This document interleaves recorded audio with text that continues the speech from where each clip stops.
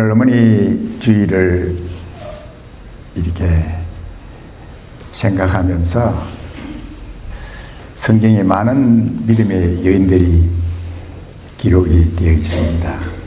그 중에 믿음의 여인 중에 가장 큰 특권을 누렸던 예수님의 어머니 마리아에 대해서 제가 준비를 했습니다. 함께 마리아의 생애를 우리가 보면서 또 하나님으로부터 귀한 교훈을 함께 나누기를 원합니다. 성경에 참 많은 귀하고 아름다운 믿음의 여인들이 많이 있습니다. 이 가운데서도 마리아는 가장 큰 특권을 누린 여인입니다.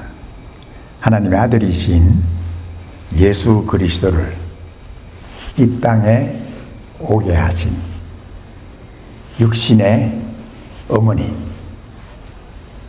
특권을 누렸습니다. 하나님께서 하나님의 아들이신 예수님을 이 땅에 보내시기 위해서 선택하신 여인이 바로 마리아였습니다. 성령께서 마리아의 태에 하나님의 아들을 잉태하게 하시고 육신을 가지고 이 땅에 오셔서 하나님의 뜻을 이루게 하셨던 그 하나님의 참 기묘하시고 놀라운 하나님의 뜻을 우리가 볼 수가 있습니다. 하나님께서 창조하신 우리 첫 번째 사람인 아담과 하와가 뱀의 유혹에, 마귀의 유혹에 빠져서 하나님 앞에 범죄하게 되었습니다. 그리고 하나님께서 창세기 3장에 보면은 이 범죄하도록 만든 뱀을 저주하셨습니다. 그리고 하나님께서 약속하시기를 여자의 후손이 이 세상에 와서 뱀의 머리를 부수고 뱀을 멸할 것이다. 이렇게 하나님께서 약속을 하셨습니다. 예수님 이 땅에 오셨을 때 남자의 후손으로 오지 않았습니다. 아담의 후손으로 오지를 않았습니다. 예수님 땅에 오실 때는 여자의 후손, 다시 말하면은 남자와 관계없는 아담의 죄의 혈통을 따라 죄인으로 이 땅에 오신 것이 아니라 성령으로, 하나님의 성령으로 마리아의 몸에 잉태되셔서 바로 하나님의 아들 여자의 후손으로 이 세상에 오셨다 하는 것입니다. 이 세상에 우리 모든 인류는 다 아담의 자손입니다. 남자의 후손이에요. 그래서 저희 아버지가 김씨이기 때문에 저도 김씨가 되는 거예요. 그 말은 뭐냐면은 바로 나는 아버지의 자식이다. 우리가 옛날에 그 정철 우리 이조시대 정철 시인이 나는 그때 그 시를 읽으면서 저게 무슨 소리야 하고 이렇게 좀 이해를 못할 때가 있었는데 성경을 알고 보니까 정철 이분도 대단히 뭔가 이렇게 경지에 좀 이른 그런 사람인가. 그가 시언지에 보면 아버지 날 낳으시고 어머니 날 기르시니 이 두 분 아니면 어찌 내 몸이 있었을까. 그래서 나는 아버지가 날 낳다니 어머니가 날 낳았는데 가만히 보니까 그 말은 뭐냐, 우리는 아버지 자식이에요. 아버지의 혈통으로, 남자의 혈통으로 이 세상에 태어난. 그래서 우리 어머님이 나를 양육해 주시고, 물론 우리가 어머님 우리를 낳았지만은, 그리고 어머님 우리를 양육해 주는 그러한 축복 가운데 우리가 이 세상에 존재하게 되는 것이죠.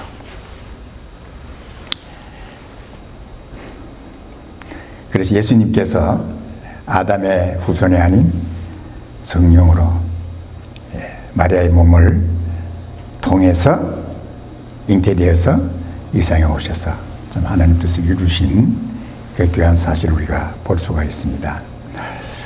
오늘 저는 우리 어머님이 주일을 맞이해서 저는 이 예수님의 육신의 어머니 이 마리아의 생애를 통해서 몇 가지 귀한 교훈을 우리가 함께 나누기를 원합니다. 첫째, 보면은 오늘 우리가 읽은 이 본문에 있는 말씀처럼 여섯째 달에 천사 가브리엘이 하나님 보내심을 받들어 갈릴리 나사렛 동네, 이 마리아는 갈릴리 나사렛 동네에 살았던 여인이었습니다. 그래서 아마 고향이, 마리아의 고향이 갈릴리 나사렛이라는 사실 우리가 볼 수가 있습니다. 그리고 이 가브리엘 천사가 엄청난 메시지를 이 마리아에게 전하게 됩니다. 그 가브리엘 천사가 전한 메시지를 보면은, 보라, 내가 수태하여 아들을 낳으리니 그 이름을 예수라 하라. 처녀인 마리아에게 가브리엘 천사가 나타나서 내가 수태 잉태하겠다. 뭐 깜짝 놀란 것이죠. 너무 깜짝 놀랐죠.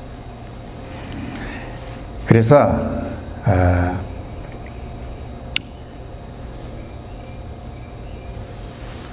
이 마리아가 너무나 그런 놀라운 그 메시지를 주니까 자기는 사내도 알지 못하고 아직 결혼도 안 한 그러한 처녀인데, 뭐 인간의 생각으로는 도저히 이런 일이 있을 수가 없는 그러한 일을 가브리엘 천사가 메시지를 전한 것을 우리가 볼 수 있습니다. 그때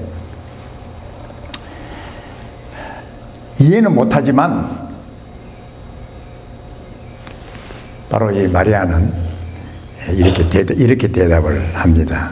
마리아가 가로되 주의 계집종이오니 말씀대로 하옵소서. 그래서 여기서 우리가 마리아를 통해서 볼 수 있는 가장 중요한 교훈은, 마리아는 겸손한 여인이었다 하는 것이죠. 겸손한 여인. 하나님께서 사용하는 사람은 이 겸손한 사람을 하나님이 사용하십니다.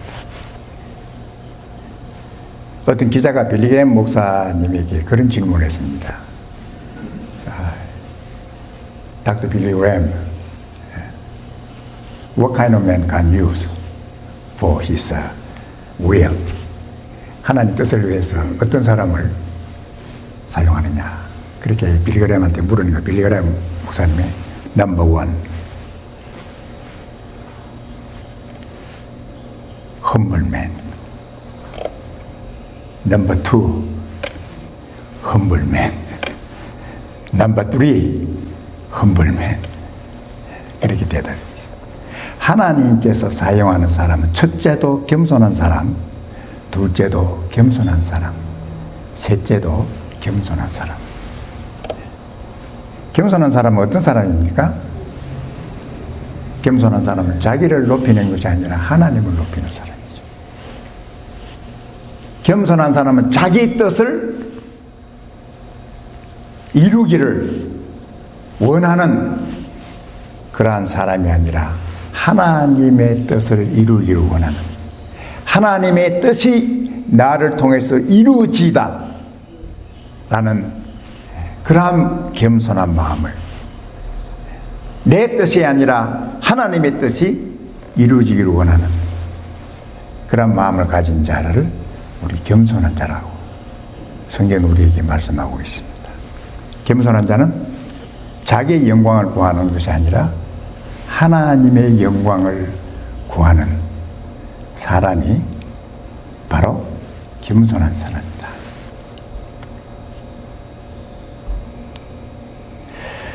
나는 요즘은 이제 이 구약 이제 열왕기 상하 역대 상하를 다 맞추고 이제는 엑소더 네헤미야를 읽고 있는데, 제가 열왕기 상하 역대 상하 그 내용이 비슷합니다. 읽으면서 마음이 이렇게 안타깝고 답답한 게, 유다 왕이나 이스라엘 왕들이 그 좋은 자리, 그 왕이라고 하는 그 위치에서 전부 하나님을 배반하고 하나님을 거역하고, 그래서 악한 왕이라고 하는 타이틀이 그들 몇 사람, 유다 왕 몇 사람 빼놓고 거의 하나님 보시기에 악했더라. 이렇게 좋은 위치에서 왕이라고 하는 이런 포지션에서 아니 겸손할 수가 없어? 하나님이 나에게 이런 왕의 자리를 주고 하나님의 백성을 다스리게 했던 이러한 것을 생각하면 더 하나님 앞에 겸손하고, 하나님 저에게 지혜를 주시고 하나님의 백성을 잘 다스릴 수 있는 하나님이 기뻐하는 왕이 되게 해주십시오. 이렇게 해야지 이게 정상적인데, 왕이 되자마자 그냥 마음이 악하게 돼가지고 자기 마음대로 그리고 하나님을 섬기기보다는 막 우상을 섬기고, 심지어 어떤 왕은 하나님 앞에 드리는 성전에 우상을 만들어 놓고 거기서 막 우상에게 절하고 하는, 나는 그거 막 보면서 도대체가 이게 이제 높은 자리에 올라가면 교만하게 되는 거예요. 세상에 보이는 게 없는 거, 이제 보이는 게 없게 되는 거죠. 우리도 그 사람들 보면은 뭐 낮은 자리 별 볼 일 없는 뭐 이럴 때야 다 겸손한 것처럼 하는데, 뭐 이제 출세했다, 높은 자리에 올라갔다, 뭐 대단한 무언가 하나 감투를 썼다 이러면 이제 그때부터 어깨에 힘이 들어가고 목에 힘이 들어가고,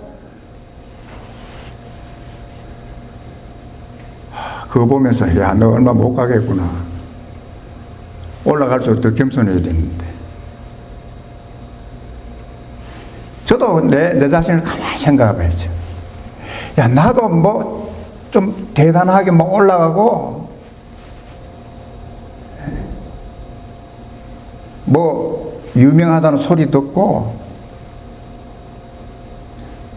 김정은 목사라 그러면은 대한민국이나 뭐 미국에 있는 한국 사람들 모르는 사람이 없을 정도로 유명하게 된다면, 조영기 목사처럼 그런 목사는 참 겸손한 목사가 될 수 있을까? 과연 하나님 앞에 정말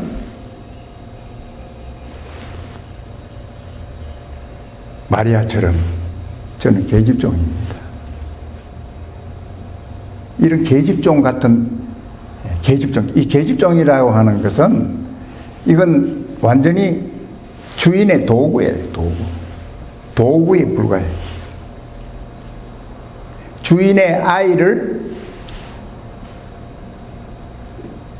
태어나게 하는 그러한 도구에 불과한 아무것도 아닌 그러한 겸손을 가질 수가 있을까? 겸손하지. 올라가면 올라갈수록 하나님, 저는 아무것도 아닙니다. I am nothing. I have nothing. 예수님께서는 그렇게 사셨어요. 그는 자기를 비워 비어라는 말은 영어로 자기를 nothing이라고 생각합니다. 하나님의 아들이신 그 예수님께서 I am nothing. 하나님, 저는 아무것도 아니에요. 예수님만큼 더 위대한 분이 어디죠? 하나님의 아들이시오. 모든 하나님의 능력과 권능과 모든 것을 가지고 계신 그 주님께서 하나님 앞에서 하나님, I am nothing. 저는 아무것도 아니라는 거예요.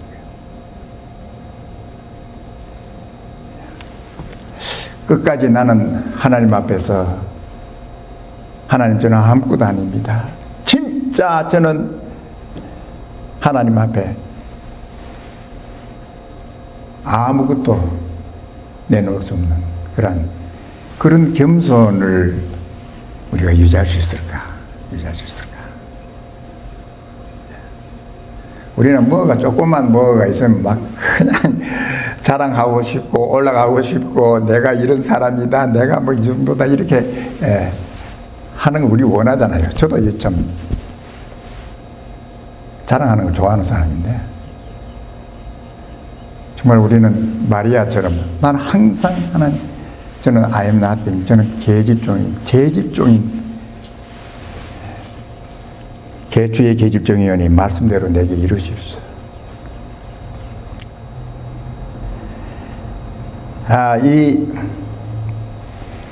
우리가 구약에 보면은 아브라함도 하나님께서 아브라함을 부르실 때 제가 여기 있습니다. Here am I. 그렇게 얘기를 하고, 주의 종이 하나님 말씀을 듣겠습니다. 이 종이라고 했을 때, 이 히브리에서 이 종이라는 말은 주인이 언제든지 부를 때 주인의 그 말을 실행할 수 있는 완전한 준비가 되어 있는 상태를, 그런 사람을 종이라고 해요. 주인이 뭘 원했을 때, 또 무슨 말씀을 했을 때 항상 준비되어 있어서, 저는 준비되어 있습니다. 주인님이 무슨 일을 하시든지 제가 하겠습니다. 이런 사람을 이 종이라고 해요. 종. 그래서 사무엘도 주여 말씀하시옵소서, 주의 종이 듣겠나이다. 모세도 주여 말씀하시옵소서, 제가 듣겠습니다. 준비되어 있다. 하나님께서 무슨 말씀을 하시든지 저는 바로 순종할, 실행할 준비가 되어 있습니다. 이런 사람이 바로 이 겸손한 사람이다. 그렇게 우리에게 성경은 우리에게 말씀하고 있습니다. 그 다음 두 번째가 우리가 이 마리아의 이 순종의 삶입니다. 순종. 이 마리아가 하나님의 말씀에 순종했을 때 그가 지불해야 될 값이 엄청나게 컸어요. 가브리엘 천사가 마리아에게 네가 잉태할 것이다. 결혼도 안 한, 그리고 이 마리아는 가브리엘 천사가 마리아에게 왔을 때 그는 이 정혼한 여인이었어요. 정혼했다가 우리 한국말로 뭐 약혼했다, 정혼. 이 정혼이라는 이 말은 비록 결혼을 하지 않았지만은 법적으로 결혼한 사람과 똑같아요. 그래서 이 성경에 보면은 내 남편 요셉 이렇게 천사가 말씀을 하는 게 뭐냐면, 결혼을 하지 않았지만은 정혼한 것은 이미 한 남자의 아내로 법적으로 그러한 상황이 됐다는 거예요. 이스라엘 법에 처녀가 임신을 했다? 이러면 사람들이 그 여자를 끌고 나와서 돌로 그 여자를 쳐 죽이는 거예요. 돌로 쳐 죽이는 거예요. 마리아가 왜 그걸 몰랐겠어요? 내가 임신돼가지고 배가 불러오면은 사람들이 나를 돌로 쳐 죽일 그러한 사실을 알면서 마리아는 주의 계집종의 여인이 주님 말씀대로 이루시셔서 죽을 각오를 하고 하나님 앞에 순종하는 거예요. 죽어도 주님, 하나님께서 하나님 제 목숨 드려서 하나님 뜻이 이루어지기를 원합니다.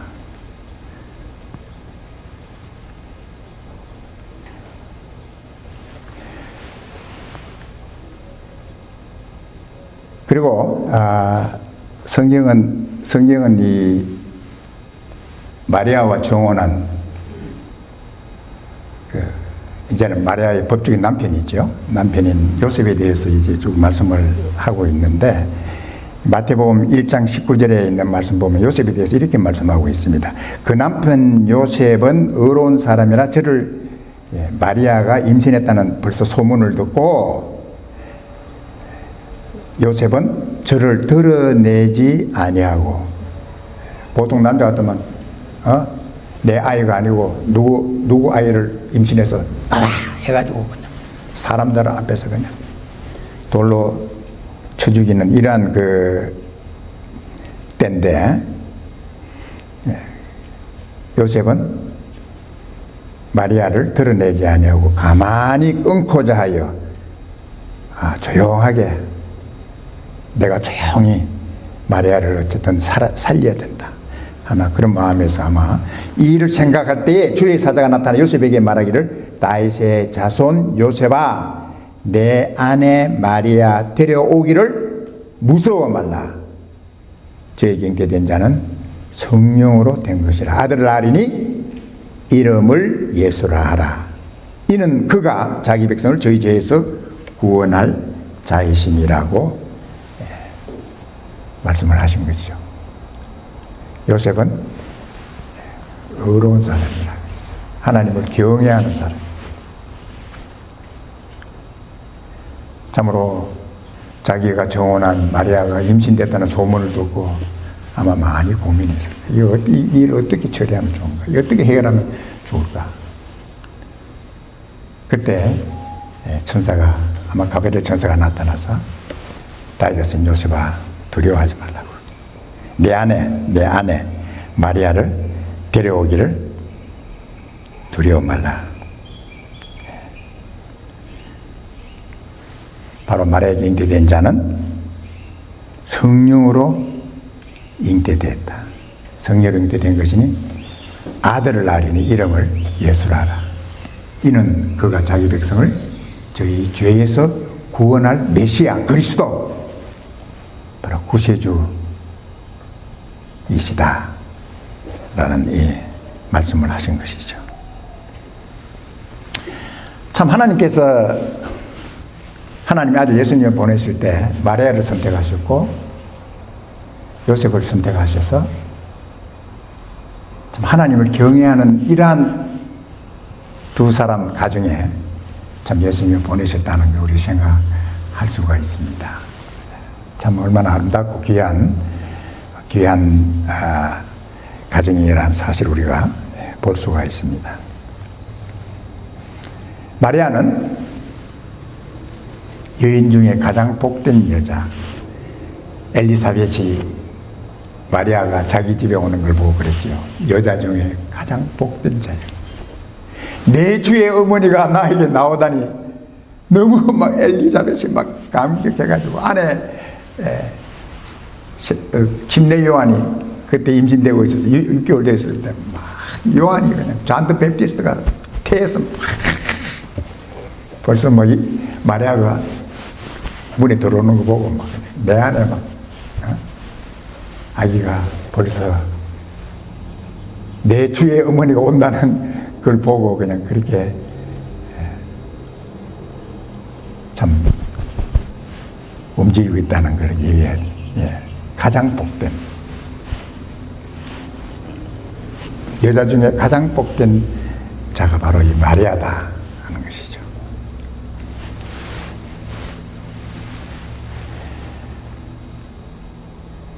정말 우리는 이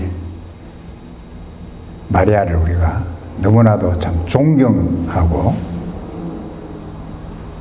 또 참 주님께서는 십자가에 달려서까지 요한에게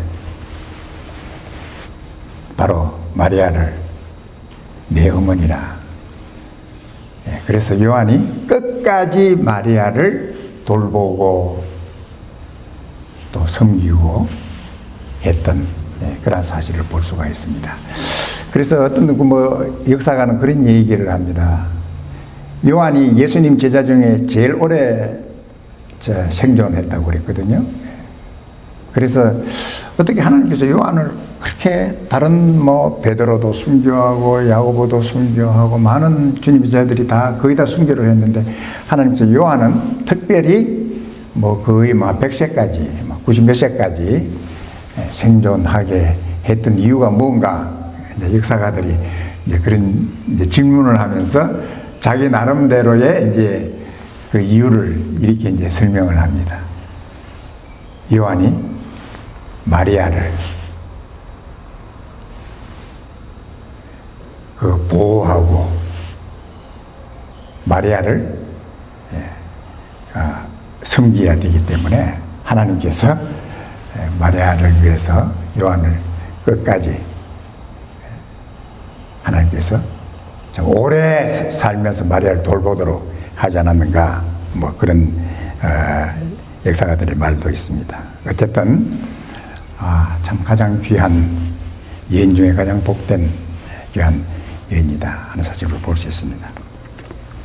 저는 이 마리아의 생애를 생각하면서 다시 한 번 더 우리 자신에 대해서 한번, 누가 가장 복된 사람인가, 이 세상에 어떤 사람이 가장 복된 사람인가? 여러분들 이 질문에 누가 제일 복된 사람이라고 생각해요? 어떤 사람이 제일 복된 사람입니까?